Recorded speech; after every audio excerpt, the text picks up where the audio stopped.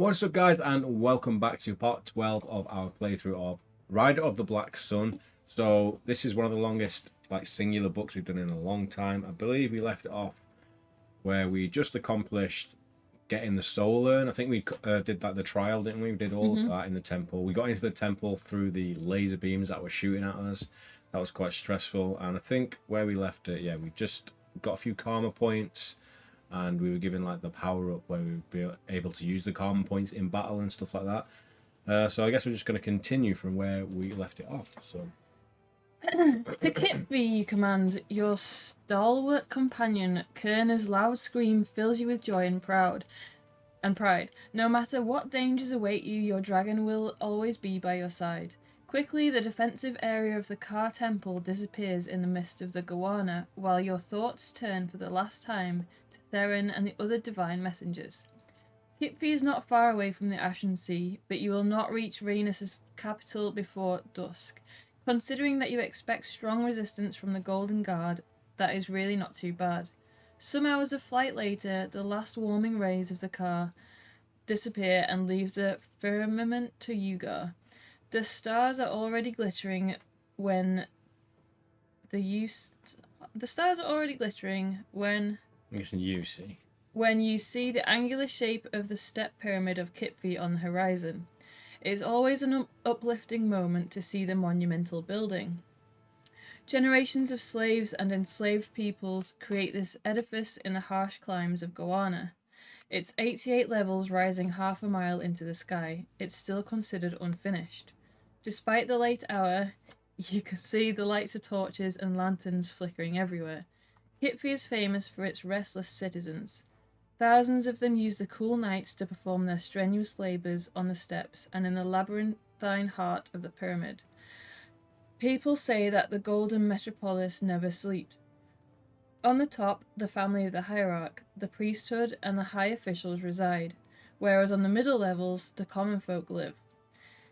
Impoverished citizens vegetate all at the very bottom, sometimes even outside the protective walls. There, they till the barren fields during the few weeks in which the yellow Rhaenys floods its banks. They slave away in quarries, or they lead a pitiful slave's life. The imposing hierarch's palace, with its many angled buildings, fortified sandstone towers, and the stylized crown of Ka, consisting of 8 curved thorns of pure gold, extending in all the cardinal directions like a star, sits atop the metropolis as a divine adornment.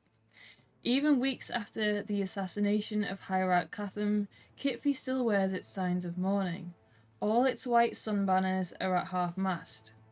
Your approach under cover of darkness has been without any problem so far. The closer you get to the city pyramid, however, the more often scouts of the Golden Guard circle over the battlements of the temple district with their flying lizards.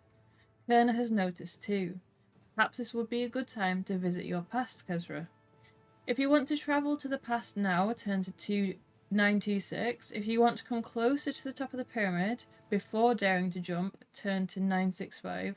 Or if you have the ability Premonition, turn to 993. Right. Premonition is obviously going to show us something that's probably bad. So is it going to show us that we might get caught if we try and get closer to... I was thinking the opposite. I was thinking if we travel to the past now, at the bottom, we might run into something really bad that we won't we can skip if we go straight up. We're trying to get to the top, aren't we? We're trying to... And the hierarch's only just been murdered, right? So maybe they're on high alert back in the past. Now they might have calmed down a bit. Should we see what happens if we try and get closer? Yeah, we've got 900 as our checkpoint. Really, yeah, me too. Okay, 965.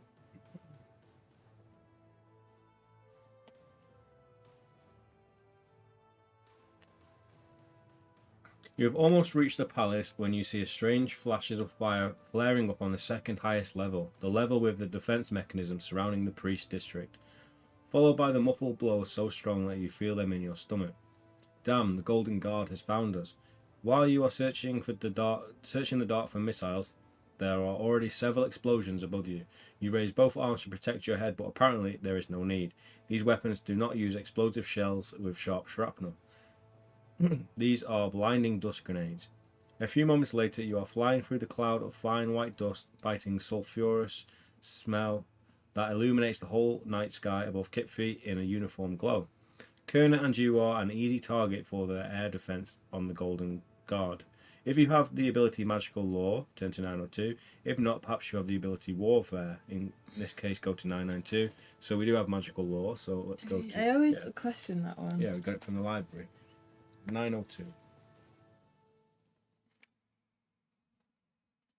You curse the inventor of blinding dust. It is a potent alchemical powder used mostly to defend against aerial attacks. To have its full effect, it must be dispersed in the air as finely as possible. Dragons flying through a cloud of blinding dust are irritated, often losing their orientation. Many crash, their riders powerless to prevent it. If you have a rider's eyepiece, we do. We took it off that woman who tried to attack us. We haven't got it here, but I'm pretty sure we do have it. We definitely do. Eyepiece, we got it there on the utensils. If you want to use it, turn to 927. Yes.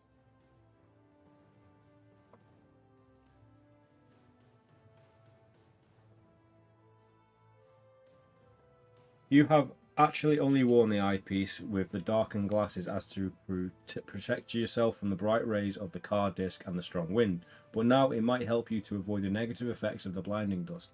No sooner have you set the eyepiece on your nose than red streaks move unexpectedly across the horizon. Confused, you take off the glasses, rub your eyes, and in surprise, and carefully put them back on again. The point of light are being projected on the dark glasses.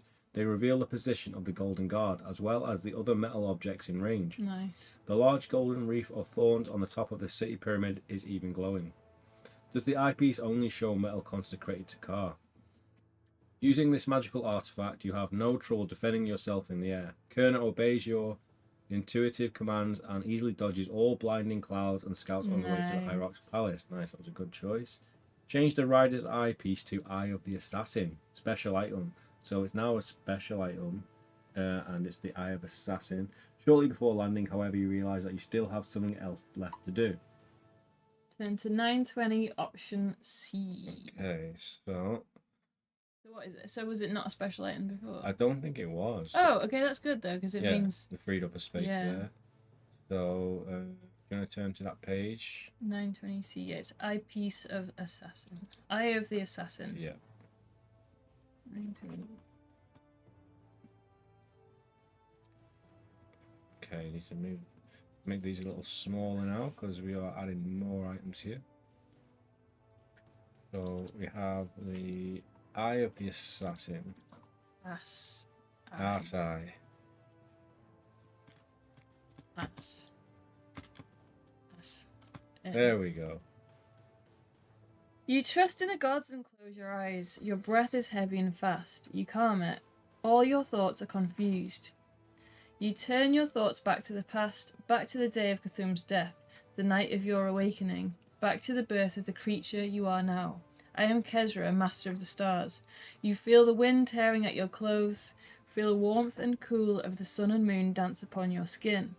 Sense it becoming dark and bright in flashes before your closed lids, but you fear to open your eyes, you fear the images of this journey. Kerner screams in fear. Her echoing cry shows you that you've done right. You really are on your way back. Nice. So we're going to go to C906. Yeah, so there's three options depending on what happened in the previous one, I guess. So we're going to 906, which is option C. 906. Please be good. Gotta be sure. Heavy rain drenches your clothes. Hesitantly, you open your eyes. Thunder and lightning are raging all around you. The unbelievable ride through space and time has ended in the stormy night when Cthulhu died. At once, all the memories of those horror-filled hours return. The gods must be desperate. Did they try to stop me with the storm from committing the deed? Despite all your doubts, you feel Kerner's confidence. She is proud of your prudent action. Remove 1 point from your karma. Remove one. Yeah. Remove 1 point from your karma. Surely that's a gain of karma. Yeah. She is proud of your prudent action. Remove 1 point of karma. Hang on, have we done a bad thing though? Heavy rain drenches No. your clothes. Isn't it you and your eyes? Something like that. Alright. No, we didn't. At once, all the memories of those horror-filled hours return. I think that should be gain a karma, but I'm not 100% sure. Let's leave it as it is for now. Actually, I'll remove it. Your rider rank rises by 1 level. So if you take this and go to 856, I'll remove a karma point, but we'll remember that we did that. Yeah, that's crazy. What? You saved the old lady. Remove 1 karma point. Maybe it's a trade-off though. Maybe we're trading a karma point for the dragon. So let's take us to the dragon and gain a rider rank, right? Yeah. So our dragon rank is now going to friend. So we're nearly at the top of the thingy.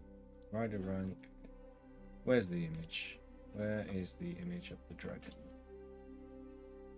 You suppress thoughts of the past, for you know that you are writing it anew in the here and now. Determined, you focus on your most important mission so far, saving Cthulhu. You can already see the temple district, and after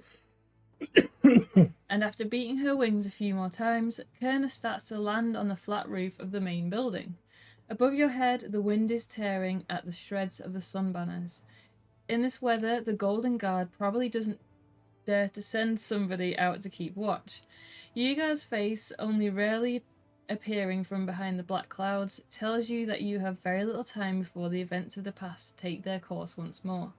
Remember to adjust the items you want to take with you on your adventure sheet. There may be useful things in Kerna's saddlebag after all. Should we have a quick nosy? Yeah, let's read the page and then we'll have a look what we have. I think see what if we feel like we need to take something forward or backwards. Even before Kerna's powerful paws touch the flat roof, you've already jumped from the saddle, sending her away with a forceful slap on the neck.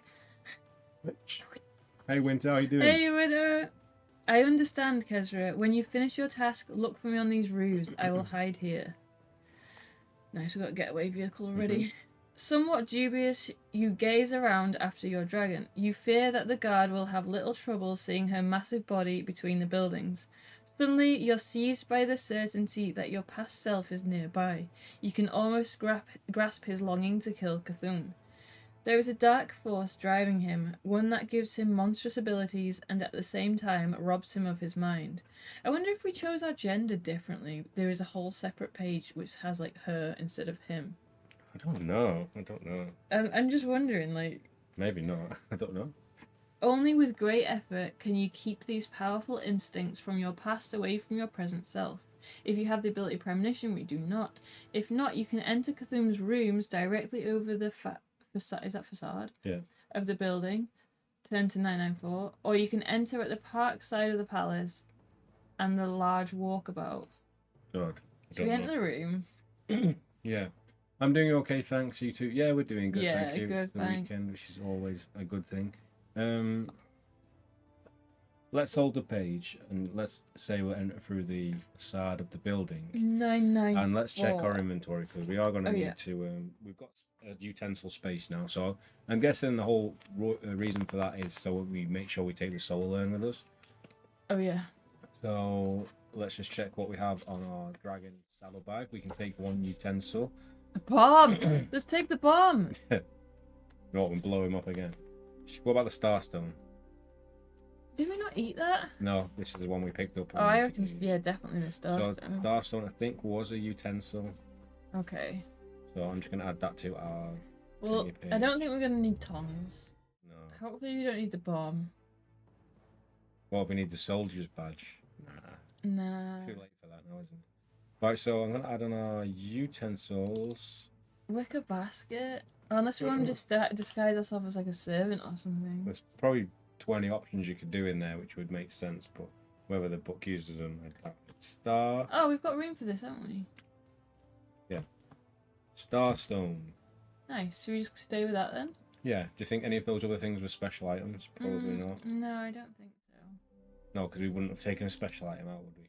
We've got 12 12 item spaces. Okay, so let's try and go through the facade of the building. 994. Yes.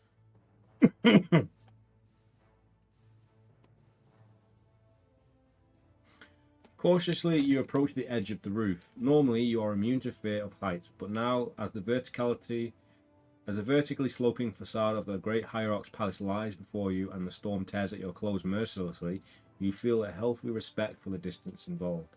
A fall from this height would spell your end. You fight down your fear and start to climb down.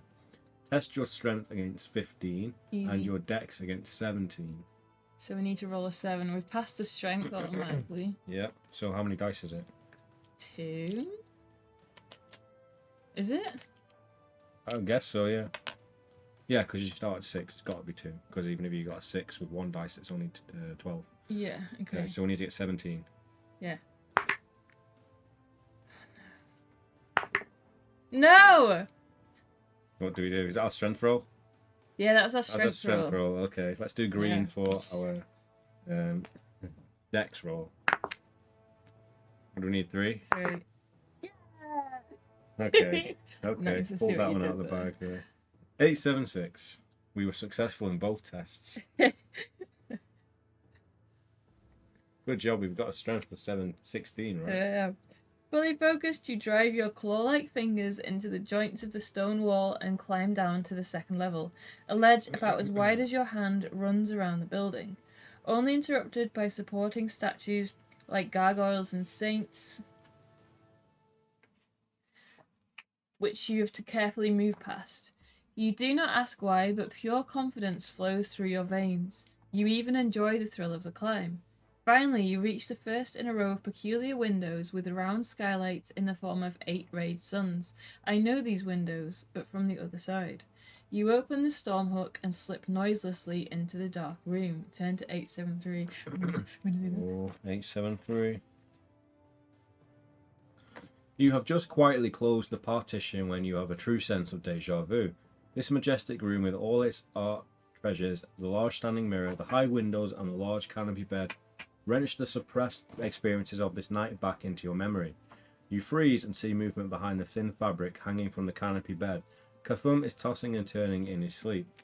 Does he sense the destiny that awaits him? Outside, the storm reaches its climax. Rolls of thunder and flash of lightning occur almost simultaneously. Torrents of rain drive against the window panes. You wait behind a large standing mirror, and long waiting seems unbearable. You know that your past self will enter the room at any moment and change your destiny forever. But then something unexpected happens. Cthulhu awakes, gets up drowsily, and walks to one of the windows. He gazes out at the storm with a worried expression. Just at this moment, the door opens and a huge shadow sneaks in. Cthulhu does not notice yourself from the past standing behind him. In his right hand, he is holding a fist-sized object whose metallic sheen is surrounded by a negative but powerful aura. You hold your breath. So, it is the presence of the moonstone that I have been feeling the whole time. If you want to make a sound to warn Cthulhu, turn to 950. If you want to personally confront your past self, turn to 917. If you want to wait unwavering, turn to 962. I would step in and try and confront our past self, because if we make a sound, he's probably just going to turn around and still get hit. Well, that would dictate that this is a path that's never happened before then, because obviously we would remember this happening to us if it's happened, so I'm guessing this is probably the best way because we're changing like the time. Let's hold this page and try that then. 917. Let's go confront our past self. We're going to have to fight him. Oh no.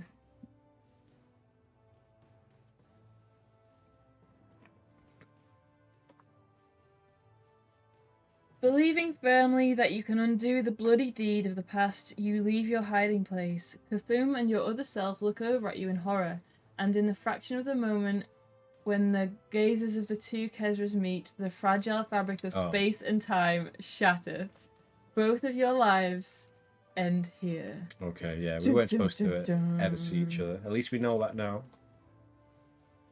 Okay. Let's go. What do we do then? Make a sound to warn him? Are we trying to save him, or are we just trying to save him? I'm trying to stop our past selves killing him. Let's wait. We've already died once. Oh no, don't we want him to die and then take his soul in the solar? I mean, you would have thought he would. Yeah, probably, yeah. Yeah, I think we are, but do you want to see what happens if we make a noise anyway? Or do you want to just wait? Go on, and let's do the first option. Let's make a sound. I mean, he's probably going to turn around and get shanked. Maybe this is what killed him originally. He wasn't going to kill him, and we distracted him, and he got killed.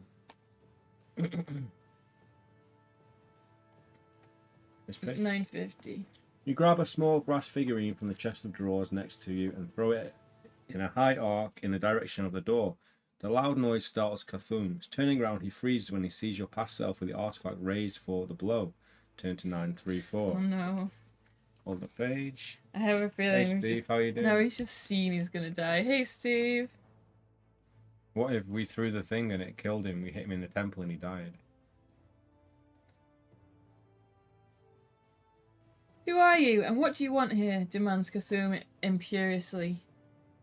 Tauntingly, your past self holds out the back of his right hand with the silvery mark of Yugar and the mysterious moon artifact.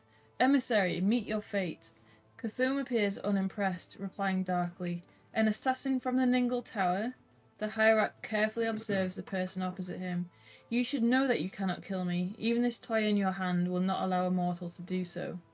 You are right, your other self answers confidently. But the Child of Shadows is immortal. Child of Shadows? Cthulhu's suddenly uncertainty is palpable. His gaze then meets the scarred hand of your old self. At this moment, the emissary of Ka understands who is standing opposite him. He is face to face with the corrupted Kezra, the only creature with the power to end his life. That's a different page. Yep. Cthulhu lifts his hands in protective gesture and shouts a brief, impressive incantation. At once, dozens of Eurus snakes, I can't even say that, made of burning rays of sun shoot from his open mouth towards the Child of Shadows. They swiftly wind themselves around him, wriggling through his eyes, ears, and nose into his body. That must be the curse of Ka that Caldril fears so much. Just a hierarch who did this. Yeah. In awe, you watch the serpents of flickering light as one after the other they first burn the clothes off the Child of Shadows and then greedily invade his body. Your other self fights desperately, rearing up once again. He seizes Cthulhu and bashes the moonstone artifact over his head. Shockwaves of divine power flood the body of the twitching priest of Ka. He staggers and falls forward upon his bloodied face. So this is how it happened. Mm-hmm. While both men lie motionless on the ground, the serpents slither out of the head of the Child of Shadows. At first they dart here and there without knowing where to go, eventually disappearing in gaps and cracks. Two of them, however, remain. These two stare at you. Oh, are we going to absorb them to use? I think they're going to eat us. Their unquenched desire, the reason they were summoned, to stop the Kezra. Oh, If no. you want to pick up the stone artifact before the divine hunters reach you, turn to 945. If you want to ignore the artifact and immediately defend yourself, turn to 870. I feel like this is bad. What did the artifact do again? Thank you for this streak, Moss. Yeah, appreciate it. I don't know. Should we pick up the artifact and see what happens? Yeah, let's do it. It's going to be a fight either way. Write down 934. 945.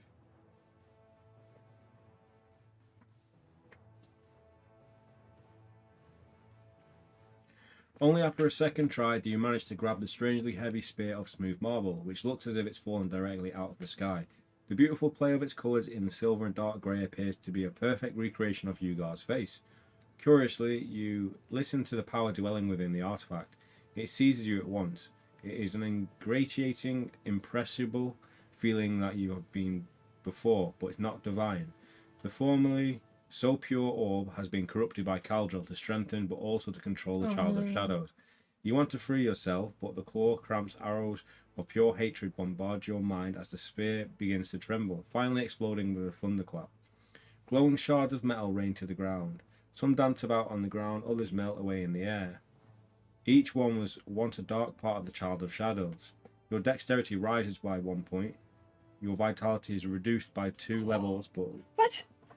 no less than critical. Thank you for the like, boss. Enjoy the rest of your day. Thanks, dude. Appreciate it. Should we just go ahead with this? I mean, we're getting the dex point. Yeah, we've got the thingy that can get 3 levels back. Yeah, so 870. Do you want to use that? No, we might as well No, wait. let's keep it for now. So, Yeah, at least our dex is 11. That's a little bit better. yeah. So, what we're looking for. Knight goes down to battered. Bad fish. Yep.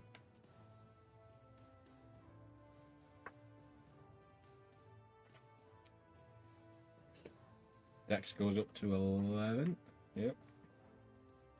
Changes on the battle page, and we are good to go. Wildly, you flail at the two serpents to protect yourself from the curse of Ka, but their hypnotic serpentine dance casts an even stronger spell on you. They want to poison your memory and coil their way into your head. You attempt to barricade yourself behind the standing mirror. That's not a good spot to be in. Turn to C90 or combat page coming up. C90. That's a lot of combat pages. I've only done maybe 10 max. C90. You strike blindly at the wriggling lizard bodies. Finally, one of the serpents freezes before your eyes, opening wide its mouth and presenting its sharp poison fangs. In its narrow slitted eyes, memories of your life are reflected. If you're wearing the serpent ring and the serpent armlet, turn to C48, which we have none of those. If you want to escape immediately from the cursed serpents, you have no choice but to jump through the closed window.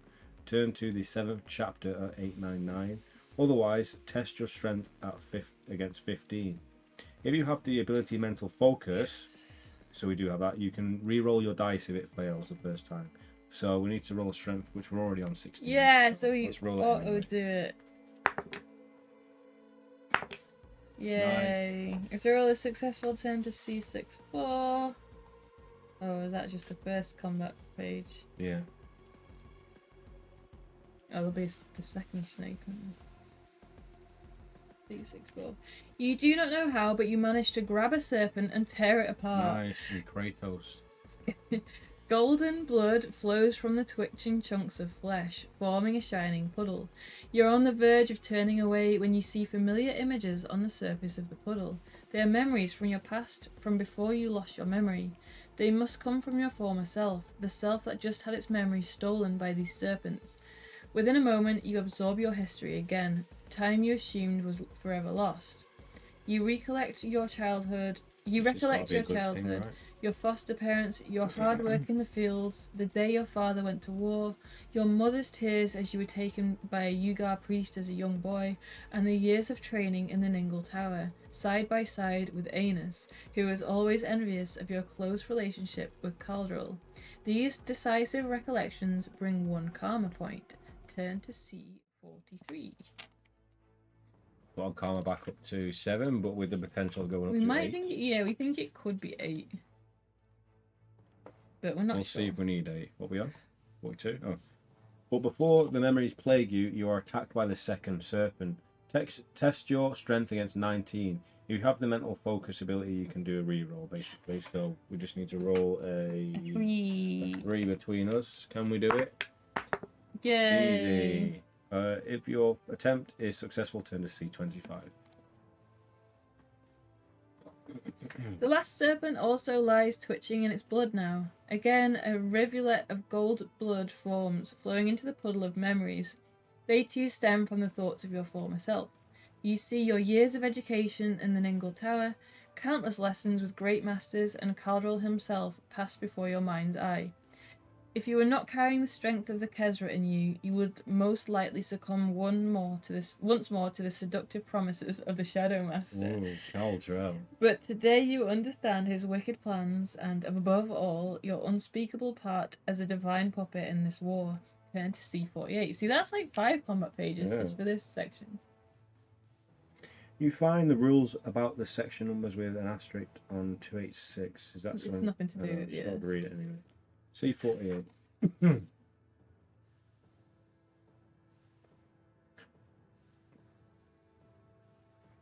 Confused, you get to your feet. Your mind must have gone blank for several minutes. The serpents are gone. Your mind is clear again. You're still in Cthulhu's room. Return to the 7th chapter at 940. Okay. 940. The hierarch is lying next to his bed, motionless, but there is no trace of your other self. Has he escaped safely? If you want to help Cthulhu, turn to 909. If you want to leave him to his fate, turn to 989. Let's try that? Let's try, because he might give us some info, and he's still probably going to die, but we still need to take his soul anyway. At least we won't feel as bad. Yeah. We'll be like, oh, we'll just finish you off, and then we can suck your soul into this urn. Be like, you rush towards Cthulhu. A puddle of blood is spreading beneath his head. He is dead. You hesitate. The image, it has burned into your mind like a dark primal thought. A fierce clap of thunder drags you from your grim retrospective. The storm is still raging. You hear no other suspicious sounds, but it is only a question of time until the guards are everywhere. You must now make an important decision. The whole time you were sure how you would act, believed that you had thought of every eventuality. But now, at this singular moment, when vague imagining comes to bitter reality, you feel the burden of a divine decision. That over life and death. If you want to bring Cthulhu back to life with the power of Kesra, turn to 996. If you do not want to play Master over life and death, turn to 989. Now, our destiny is not to intervene, isn't it? And we need his soul. But he's a little old man. We can take him on our dragon. We don't need his soul when we have him. Or is this a bad choice? I think we should checkpoint it, and maybe we should check the first option, but like we know that the Shadow Child and the Kestra are not supposed to intervene. But we are destiny. Take his soul, yeah, like Shang Tsung. Your soul is mine. Which is also about two deities who don't intervene in life and death in the tournament. So yeah, 909. 996. Okay, I feel like this is gonna be bad, but Yeah, let's try it. it probably is.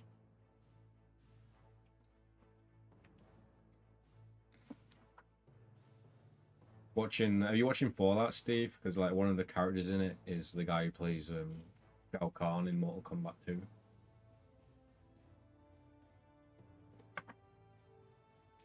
You fold the hands of the dead hierarch on his chest. His aged face is distorted in a grimace, frozen that way at the moment of his death.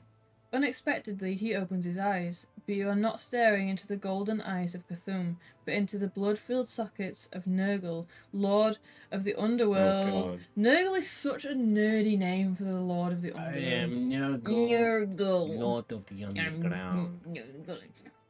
The undead dragon does not want to surrender this unique prize without a struggle. Countless stabs of pain, the dying memories of lost souls, pierce your mind. Nurgle uses every treacherous ploy at his disposal in an attempt to prevent you from reviving Cthulhu. Nurgle, Lord of the Underworld. Oh, here we go. Oh, he's in Cthulhu's body. Yes. We've all been there. I do need to watch Fallout Season 2, but I'm waiting for all that. Yeah, you can imagine, yeah. We've only just started catching up now. This is a combat of the mind in which a normal mortal could never win. Your armor and weapons have no effect here, so you will have to fight with your strength and dexterity alone. If you have the ability History Knowledge, do we? I think we do. I don't think we have that. Oh, do we not? Nurgle is the plague god in Warhammer. Is that from like Ooh. the Chaos people? That makes him sound cooler. Do we not have History Knowledge? I thought we did. We have the magical law, unless you've written it down. No, maybe we don't. I think I've just come across the page before and we've not had it. Yeah. Okay, so what stats do we have then? For the moon sickle. No, we don't have weapons. We just got to do it against. So I need to find out what stats we've actually got. Oh, without them. So it'll just be 2. I'm guessing 14 strength then. Yeah. So maybe just write down what we've got now. Okay. 16, 11. So we will have 14. 14 strength, so I'll get rid of that. Well, knocking the dice cam over. And let's check our inventory to see what we've got on. 1, 2, 3, 4, 5. So we're going to lose 5 points there. So that's going to take us down to... That's the base though. Yeah. But we've gained like multiple decks. Oh, yeah. We've definitely gained multiple decks throughout the game. We have, but we mustn't have recorded it. Let's say we've got at least 2 then. Should we take it down to 8? We definitely had at least 2 dex points. Let's put it down to 1, because we just gained 1 a minute ago, didn't we? So 7. Okay. Yeah. Yeah, I mean, that's definitely a bigger disadvantage than we should be on. I know, but it's our fault for not writing it down. Right, so, Nurgle. Oh, what should we have him as? Oh, this. Even though he's in the old man body. Come on. He's still trying to put the dexterity down. Yeah, if you hold it too long, it'll go down to 0. Yeah. What have we got? Do you have... Oh, it's not working. Is it this way? Yeah, there's not many on there, to be honest. This? Oh, he's got red eyes. He's meant to be look like an old man, technically. So. That will do. We'll have to do for this book. Right. So his attack is...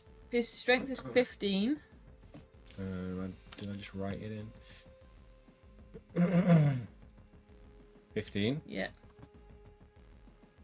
His defense is 15. His dex is 15. And then here, how many rounds? 5. We can do this. We're nearly even. And we can use karma points if we're desperate. Is anything happening between that? Or is it No, just that's straight it. up? And it says if you win the extraordinary battle, turn to 859. Yes, okay. So, green and black. Should we roll them both at the same time? Yes. So it's 14 versus 15. So we need to get at least one extra on the green dice. Yeah. Oh. Oh! So, what's that? Yes, we beat him by 1. Were we not doing it with 1 dice last time? Can do if you want. No, because then it's impossible for us to do a dex roll, isn't it? What do you mean? Well, we've only got 7, so they've got 15. If they roll 2 dice, It'll be against our 7 because we're not rolling for dex. Oh, so okay. So we get hit anyway, like every time he hits. But we win that round, so he's down to 4. Okay, so what are we doing for? Are we doing 2 dice or 1 dice? 2. Let's stick with 2 now. I've been using 2. Okay. Or do you want to just use 1? No, apologies, Swen, if you are watching this. Yeah. We know we've butchered your rules. But this is how we've got to do it then. Oh no, that's a loss. So we're down to hurt. Uh-oh. Have you not got the combat things? What combat things? The blood and stuff. There we go.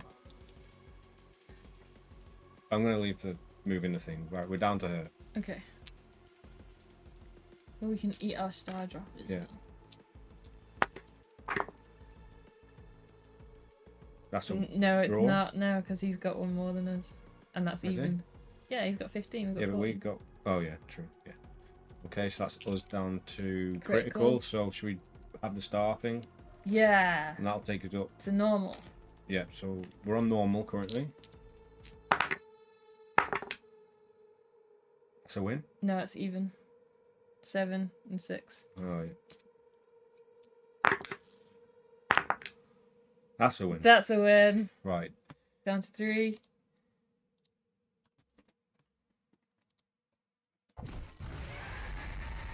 Right. 4 and a 4, 6 and a 1. That's us down to battered again. 6 and a 5. Yes, That's a win. yes, So yes. he's down to... Down to 2. Come on. Okay. Oh no. Okay, what do we need? 7. 6. Just be even. Oh no. Okay, that's us back down to hurt. Yeah. Yes, that's a win. Nice. He's 1 more round to go. He's down to 1. 4 and a 4, 6 and a 6. No! That's us down to Critical. So we got to win this one. This isn't even the final battle though. Oh, I know. Oh no, I dropped a dice. Yeah, I found it. Probably saw my ear in the dice count. Oh. 5 and a 1. Yes. Yeah. Yeah, we did it. If you win this extraordinary battle, what are we on hurt? Yes. Oh, I'll change critical. it. No, I think we're on critical. We're on critical. Right, you continue. 859.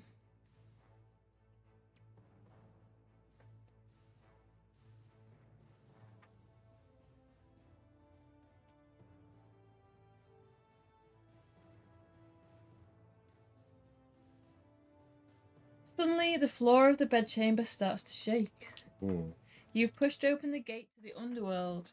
Cthulhu sits up abruptly and screams as a fountain of blood and guts erupts from his mouth. Grim. The priest emperor rids himself of Nurgle's foul waste, a disgusting but needed display. Finally, the hierarch opens his bright eyes. At first, he's anxious and confused, but quickly he appears to understand the situation, weakly murmuring, "I would not have thought that you could." Impatiently, you interrupt the old man and help him to his feet. "We mustn't lose any time. We have to go."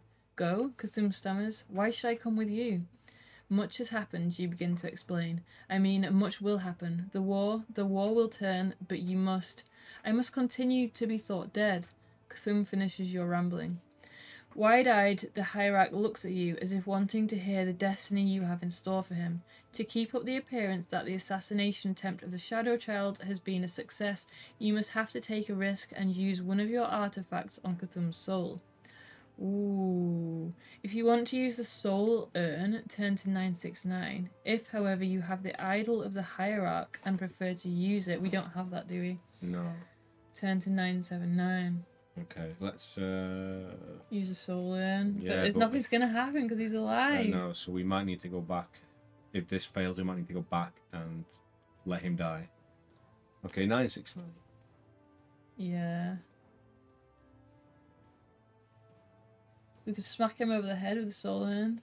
Kill him again. You open the plain urn by twisting off the lid. Ask Cthulhu to open his mouth and place the artifact on his tongue. Hardly a second passes before Cthulhu falls to the ground. His eyes are blank. You quickly grab the soul urn, which has fallen out again, and close it. As you put it away, you see that the outer side now shows Cthulhu's face. Change the soul urn to Cthulhu's soul. Have we just killed him? Don't know, we haven't finished it yet. Change the soul into Cthulhu's soul on your adventure sheet. You're just about to position Cthulhu's body as you found it when you hear the sound of heavy footsteps in the corridor. You have to disappear at once. If you have the ability Shadow Walk, I want to use it. No, we don't. If you have the ability Power of Zorox, which we do, which is from the Mirror Monster. If you do not have these abilities, then you have to escape through the window. So we now have Cthulhu's soul, and we're going to use the Power of Zorox to illusion these dudes. So 892. I'm scared we just killed him. I think you probably have. 892, and we now have the soul urn is now been turned to Cthulhu's soul. You hear loud footsteps and the jingling of heavy armor from the corridor. The men of the Golden Guard are approaching hurriedly. You turn to the large standing mirror in the corner and leap into the glass. Hardly have the waves of this transition faded when you see 3 men in golden plate armor and an old priestess of Ka rush after you into the bedchamber. The priestess hurries to the body and begins a prayer, while the soldiers search the room with a bright lantern and drawn swords. When the priestess accidentally looks in your direction, she stops short, pointing at the mirror. Now the guards have found you too. What? If you have the ability Warfare, turn to 874. If you want to draw the moonsickle, jump out of the mirror and attack the guards. Did it say anything about the mirrors or anything? If you want to wait in the mirror realm, knowing that they cannot follow you here, turn to 863. We want to... So it's either we draw the moonsickle, jump out and attack them. I think we checkpoint it and we just try and stay in the mirror realm. Yeah. We might have to fight the mirror monster. No, that's what I'm worried about. We can't just stay in the mirror forever. Well, they might leave after like a week or something. Okay, let's try that. 863. Okay.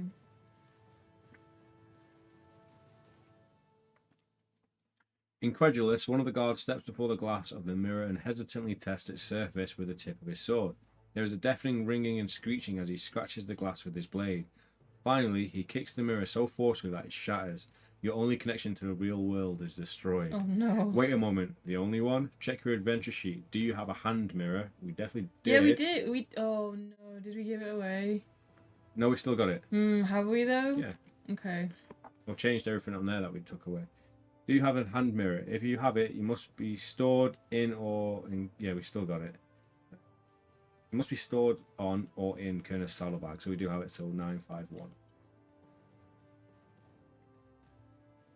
Can we fast travel? I would hope so.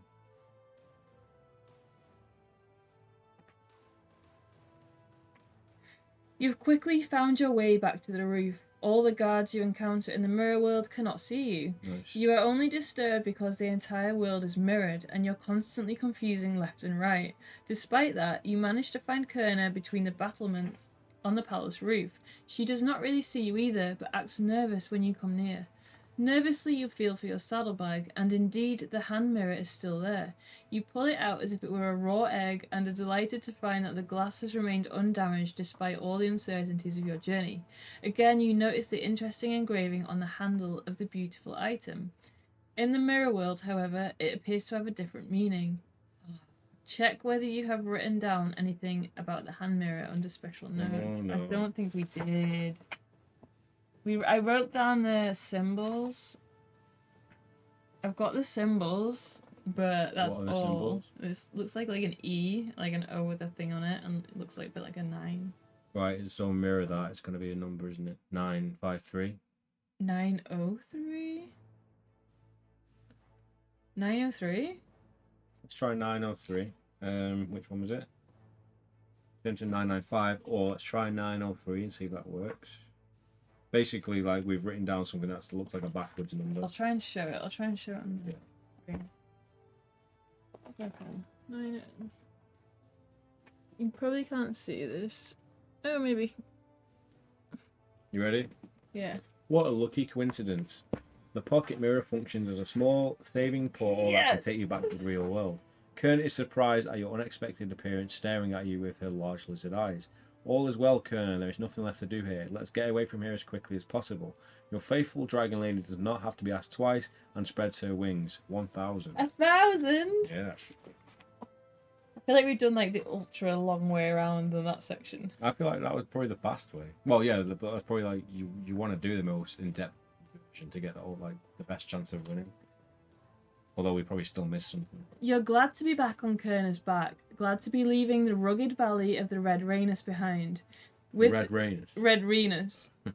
Red Rhenus behind. With the uncertain feeling of perhaps not having done all that it was in your power to accomplish, you release the tension of the temporal bond, which at once hurls you back into the present.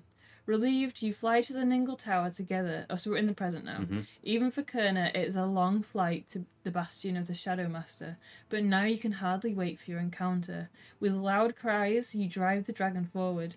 Whatever comes now, it is time to end this once and for all, whilst we're on critical health. Yes, we still have some things we can probably use. Have you found Fate Point 13? Probably not. We've got 12.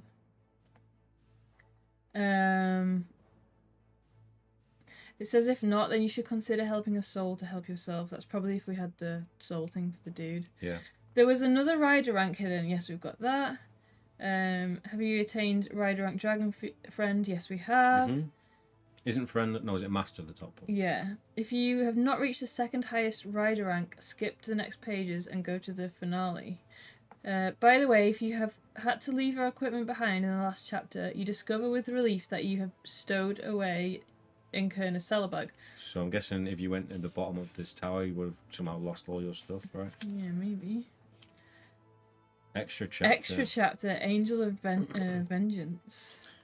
Attention, you may read this extra chapter only if you've reached the rider rank of Dragon Friend in the previous chapter. If you have not managed to do so, go once to the finale, Powers of the Black Sun, or try to qualify by replaying the past chapters. Wow. If you're playing this chapter again, be sure that sections X, 3 and 7 are not marked. So that's what the X's are. It's for this bonus chapter. Yeah. Use your vitality and Kerner's vitality from the previous chapter. Prove Kezra that the bond of fate uniting you and your dragon is without blemish, and it will never tear apart. We just go start on here, I guess. Yeah. You admire Kerner's endurance and self-discipline. Thanks to her untiring efforts, you will soon reach the military port of Fort Sin, and with it, the southern border of the area occupied by the Empire. Fort Sin was once a small, sleepy trading town at the foot of the Windy Mountains. Today, it is an imperial outpost of strategic importance and a conspicuous symbol of the Empire's continental claim to power.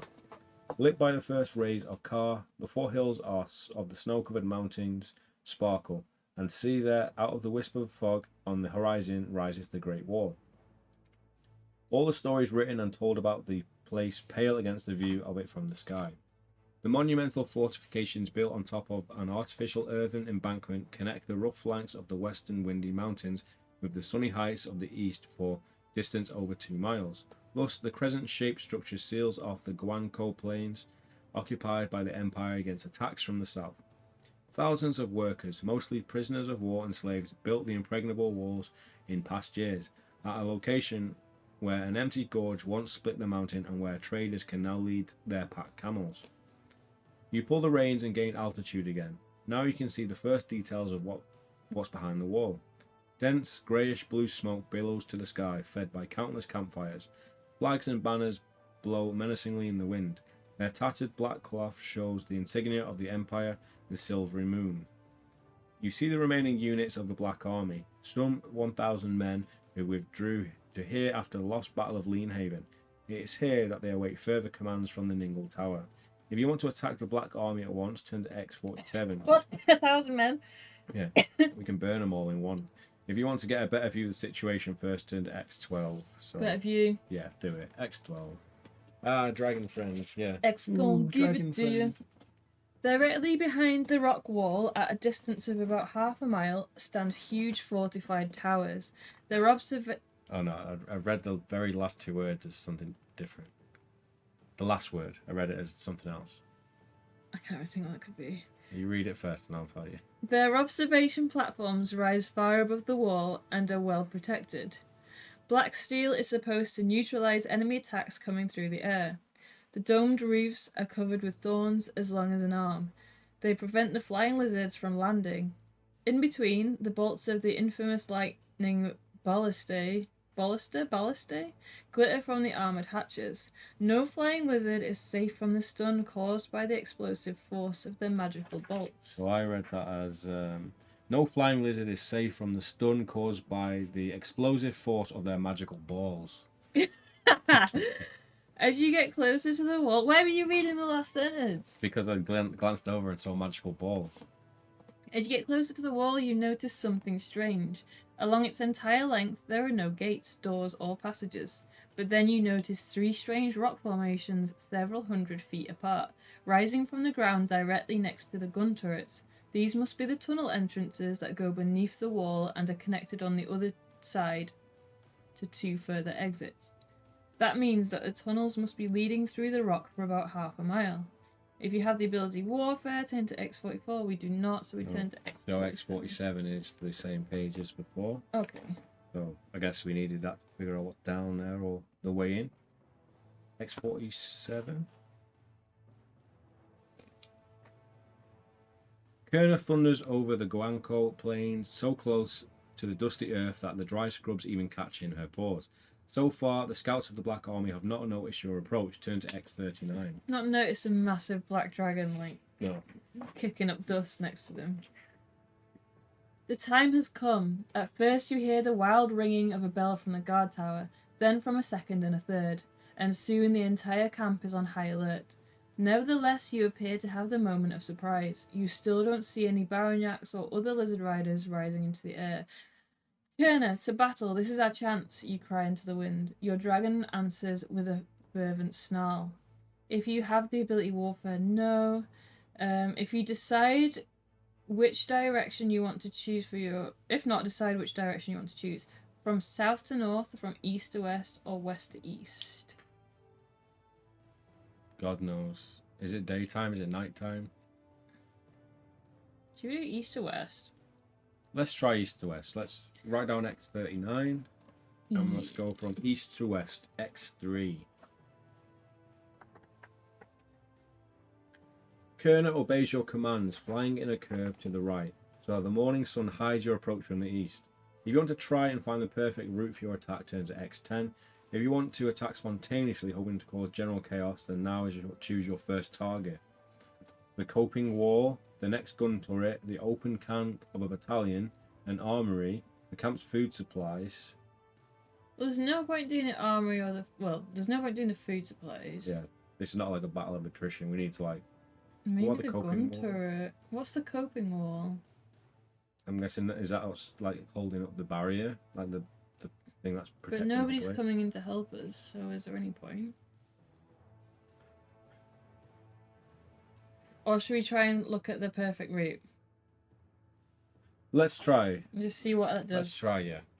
I mean, maybe we're gonna get shot by something, but At least then we'll know that we need to take something out first, I guess.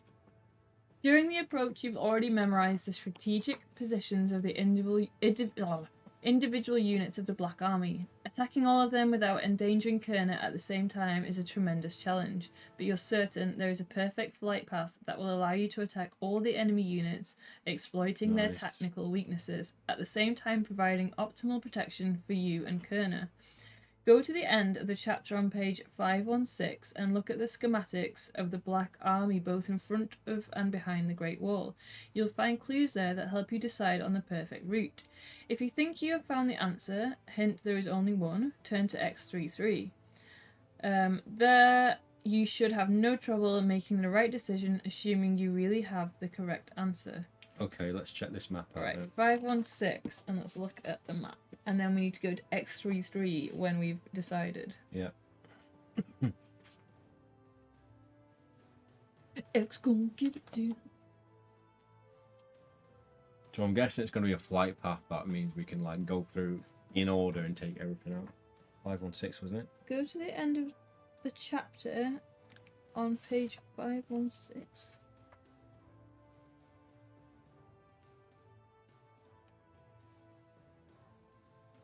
That doesn't make sense. You can check 393. What's 39? Oh, the next page.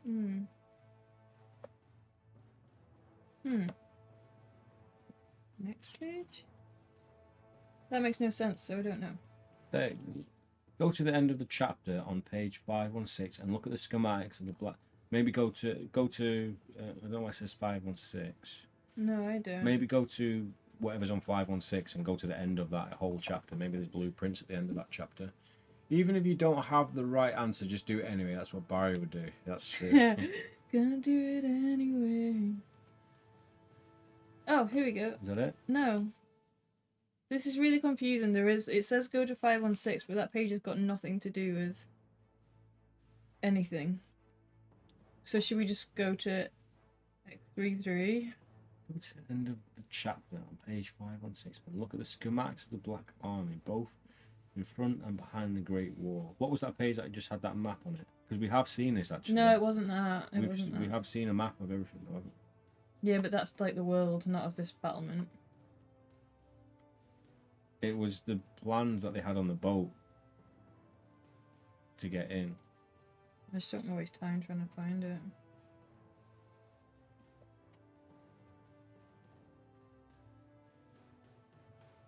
Did you just go to a random page to find it? I don't know what you mean. That thing that we just saw. Yeah, it wasn't that. That was like the world map. We're looking for the like camp map. That's just the world. What's No. Okay, we did see something at some point. Is it page 5? If page 516 not a passage, it is, but I don't think it really It is, relates but it's to anything. not. Yeah, I can read out page 516. Yeah, let's try it and see what it says. Because there's like no pictures or anything on there. You look at your work with satisfaction. The mechanics of the Empire will require weeks to repair the damage. When the alarm bells ring, you are already climbing up over the iron rungs. That's it. It's just like a... No, that's when we're stuck down the thing, wasn't it? Nah. What does that say? Okay, we're just gonna have to go ahead with it because it doesn't really make sense for us. I don't know. We're going to X33, which we think is. I'm just gonna go to the end of the X in case it means the end of this chapter. No. Okay, X33. We might have to go back if this makes no sense. You are overwhelmed by the sight of the Great Wall. Only by flying so close to the ground in your approach do you realise how truly high it is. On the coping wall, numerous soldiers are running about. They are clutching their weapons, attempting to ensconce themselves behind smaller superstructures and artillery. How do you want to guide Kerner over the wall? Field GW4. Well, I'm sure we just saw a grid somewhere up here. Like, there's a few pages ahead. I'm sure there was like a picture of a grid.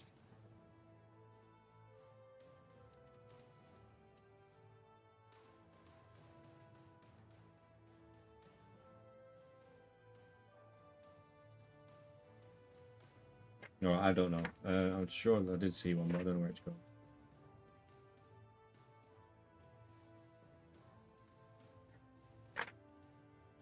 G4, found it. Aha. Okay, flight path riddle from X10. Under Kerner, you lie the 4 enemy battalions squares, 5 armories, 5 entrances to the underground. You also see the Great Wall, thick line, and 4 turrets. Your task: deal as much damage as possible. So we start at, let me just read this. How do you want to guide Kerner over the wall? Field GW4. So I'm just going to show you this real quick. It's like a grid with places and patterns, just kind of like battleships or something. So we're at G4, we want to get across the wall. Kerner can only fly vertically or horizontally over the squares, never diagonally. She always goes from center to center, the small crosses of the squares. Kerner can only fly over the square.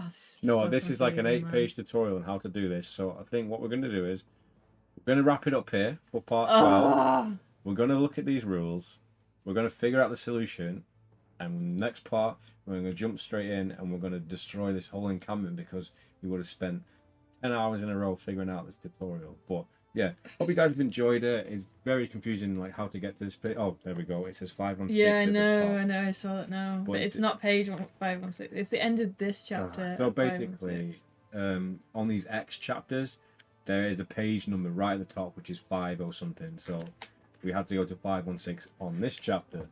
But yeah, we're going to leave it here. It's a lot to take in, this battle plan. So we're going to like study it, and we're going to make it as easy as possible for you guys to have a rundown of us destroying this camp. So expect some action in the beginning of part 13. So yeah, thanks for watching, guys, and we'll see you again with part 13 very soon.